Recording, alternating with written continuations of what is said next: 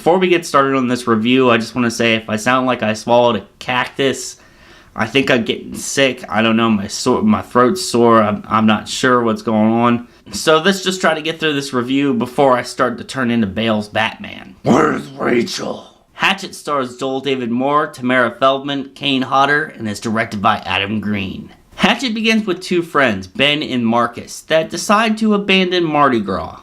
Stupid. They decide to go on a spooky swamp tour. On one hand, you have boobs. On the other, you have a scary swamp. Boobs, swamp. Boobs, swamp. I'll be right back.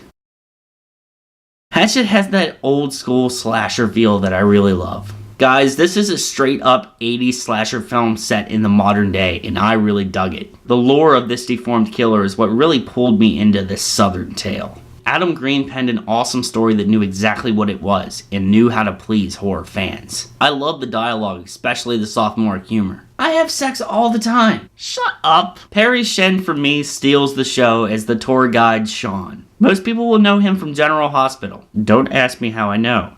His delivery was spot on, and I couldn't help but laugh at his random outbursts. The rest of the cast does its job to a T, but they also added new elements to the genre. The relationship between Ben and Mary Beth was another thing that I really enjoyed. Ben was that all-American guy that had a plan and was going to keep everyone safe. But we also had a strong female protagonist in Mary Beth who was like this. Take a knee, Junior. I got this. Sad face. Not only did we get my second favorite Jason in Kane Hodder, I'm sorry guys, I love my Derek Mears. We get Freddy Krueger himself with Robert Englund. We also get the Candyman and Tony Todd. Those cameos don't stop there. We get even more in the sequel. Victor Crowley is actually a pretty sympathetic character. You know, when he's not tearing you limb from limb. But seriously though, the character does have an interesting backstory that'll make you care about him a little bit more than you thought you would. I love the design of his look, and Kane Hodder kills it as this modern day icon. When I discovered this film, I was so happy to find out that not only did we get him one more time, we get him 2 more times in Hatchet 2 and 3. Gorehounds, rejoice, this is your movie. This film has one of the best kills by a slasher that I've ever seen.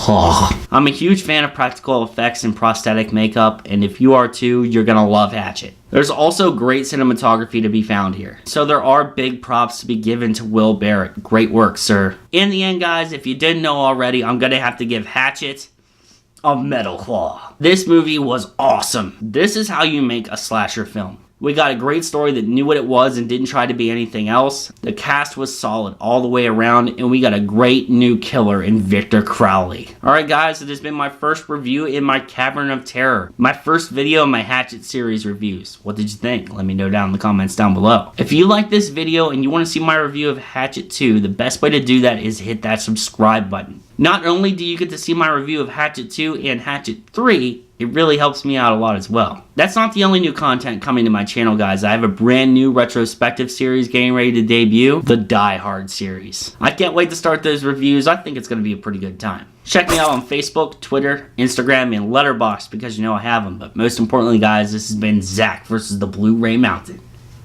Stay metal, my friends.